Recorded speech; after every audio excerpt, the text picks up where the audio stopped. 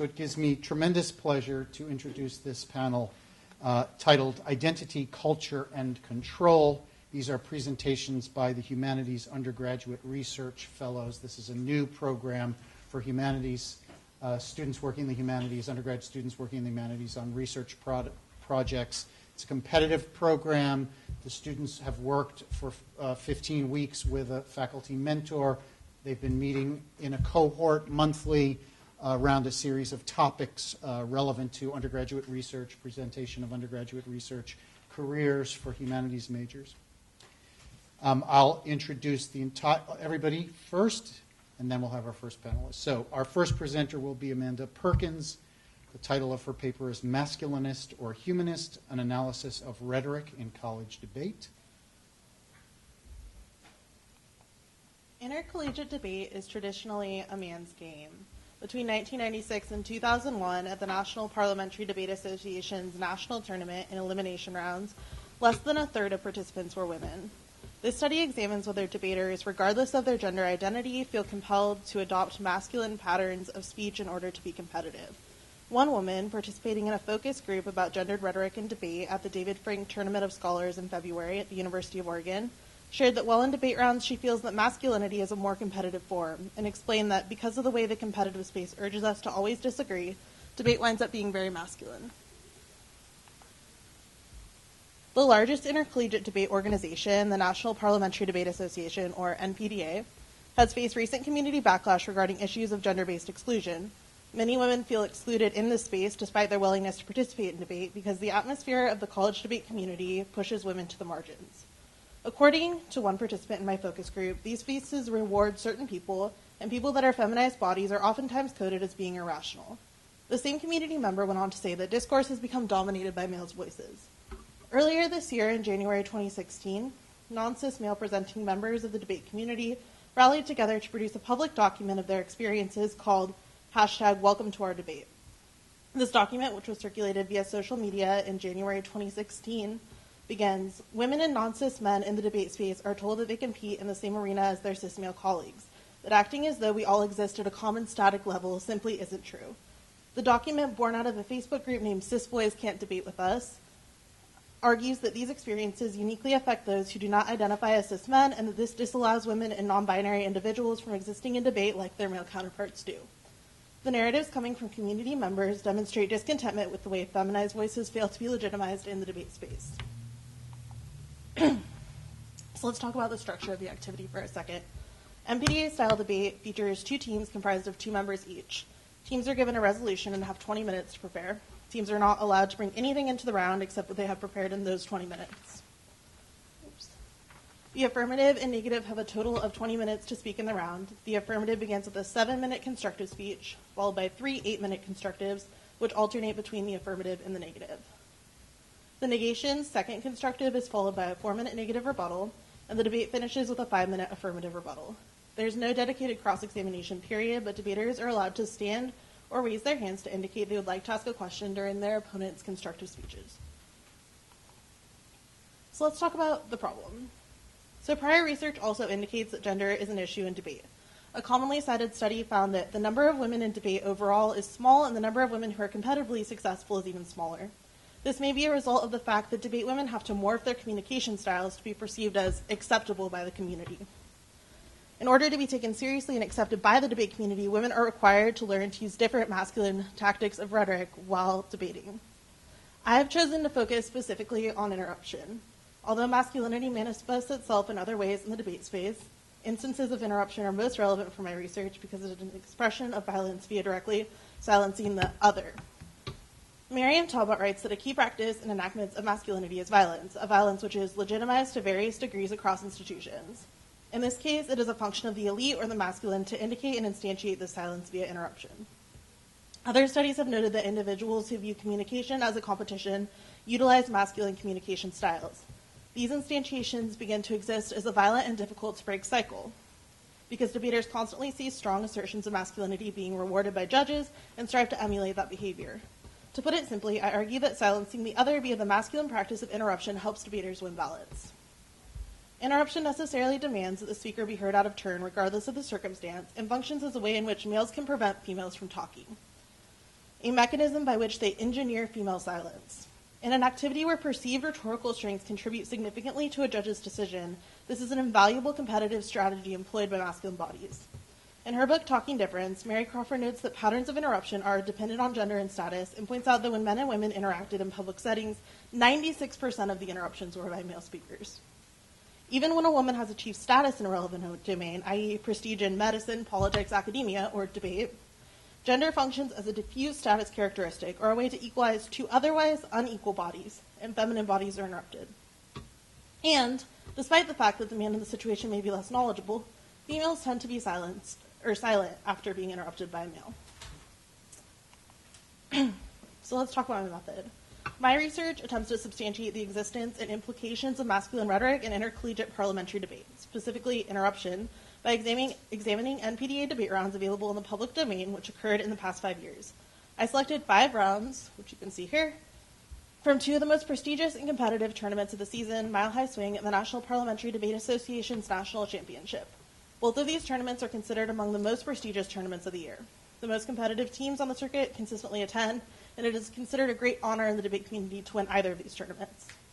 All the rounds that I selected feature 2 teams that are ranked in the top 50 that year by MPT points. Teams ranked this highly are often considered ideal models for what debate should look like, and as in any competitive activity, it is common for participants to emulate the behaviors and strategies of those the community has indicated through their success are among the best in the activity.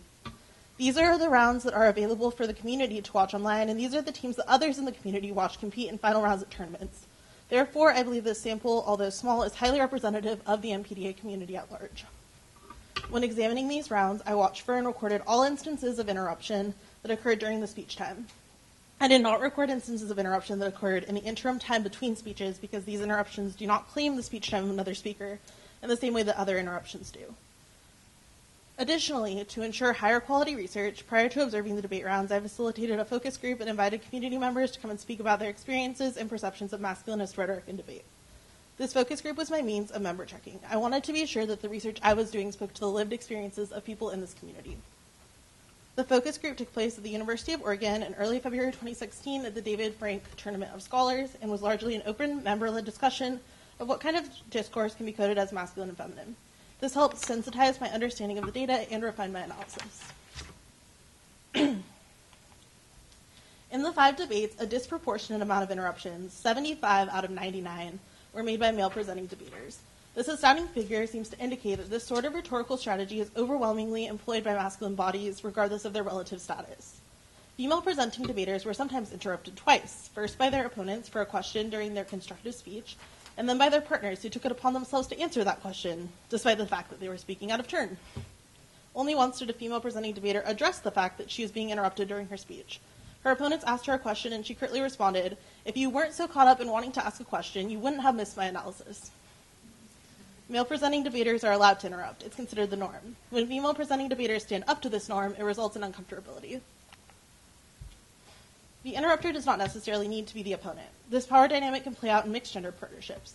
In 3 out of 5 rounds I watched, the female presenting partner of a mixed-gender partnership only interrupted once, if at all, while her male presenting partner might interrupt up to 26 times. The quantity of interruptions is significant information, but the way interruptions are structured and received is also important and merits discussion. There is one round featuring the University of Puget Sound and Willamette University where this was particularly interesting. Both members of the Puget Sound team were male presenting, while the partnership from Willamette appeared to be mixed gendered. I was surprised to find that the female presenting member interrupted more than anyone else in the round, and more often than not, she interrupted her male presenting partner. Consistently, he ignored her interruptions. Although she constantly asked him to read particular arguments or tried to interject her ideas, he refused to acknowledge what she was saying. This is what Lakoff describes as non-response, or silencing by silence, a technique most effective when employed by the more powerful against the less powerful. Non-response is a unique problem surrounding interruption in the debate space because it signifies that the speaker doesn't even exist, by refusing to even acknowledge the fact that they have spoken. The female presenting debater from Willamette received the lowest speaker points in the round. This could perhaps be related to the fact that her speaking style is a rarity among female presenting debaters. It seems very plausible that she was punished for her abnormal interruptions in a way that her male presenting counterparts were not. In contrast to the debate between Willamette and Puget Sound, in a debate between Pepperdine University and the University of California at Berkeley, at the 2011 MPDA, the team from Berkeley featured a mixed-gender partnership which interacted in a similar way. except the male presenting partner continually interrupted the female presenting partner.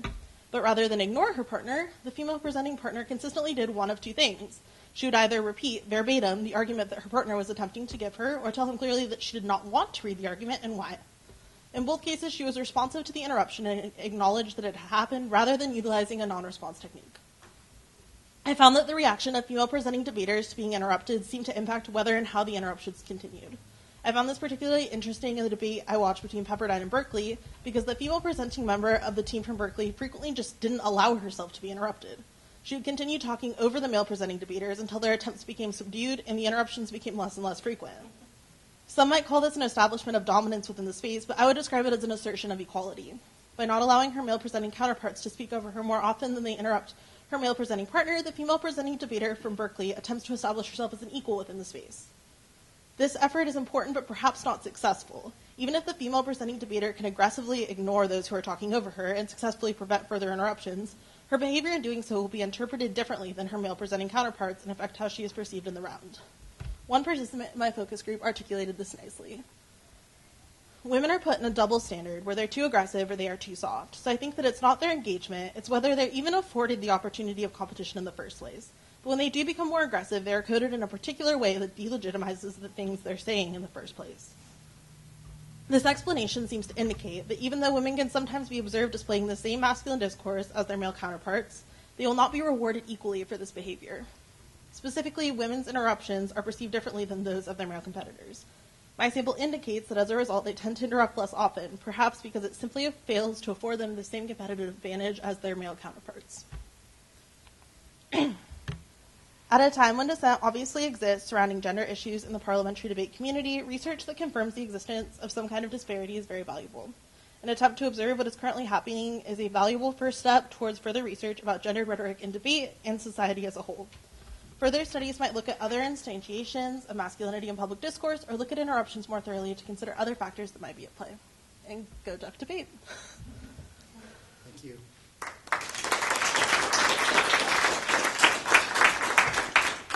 So we have about 3 minutes of questions. Feel free to ask Amanda anything. I'm supposed to facilitate this. I think you don't need me to do that. You want to facilitate it yourself? Am I supposed to sit down? No. Stay there. Questions? How do you define interruption? So I define interruption as like any instance where someone who was not the assigned speaker took speaker time away from the assigned speaker. So that could be anything. Like points to question, question. See. Wait, what?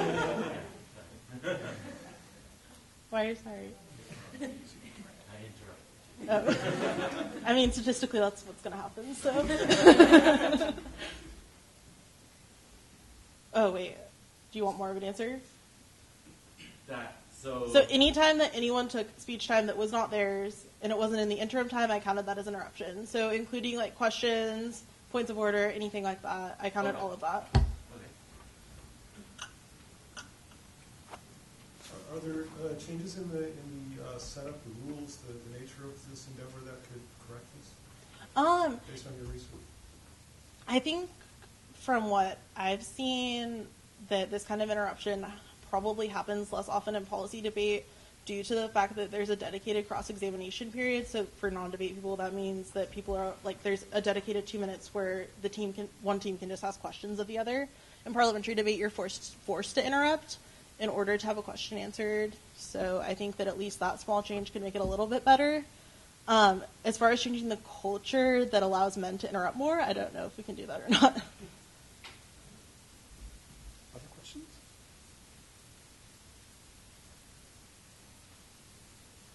I've got one. Is there a group of female debaters who are agitating against this?